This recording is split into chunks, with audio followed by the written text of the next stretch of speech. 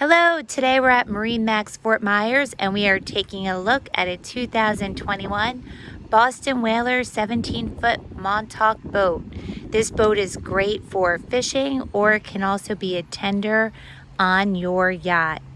We're starting on the boat, and in this case, I'll turn around and you can see there's a 90 horsepower Mercury motor in black on the back of the boat.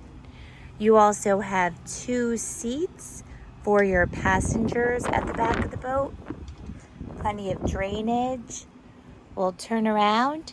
A cool feature about this boat is that the helm seat is adjustable, so you could have it facing towards the back of your boat, or just by lifting it up, you have it facing the opposite way. Here, we'll take a look at the helm station. Have all your navigation, electronics, fuel. There's your compass right there. You have a nice window just in case if the weather changes while you're out from sunny to rainy. Now we'll go up towards the front of the boat. See, there's nice cup holders on both sides.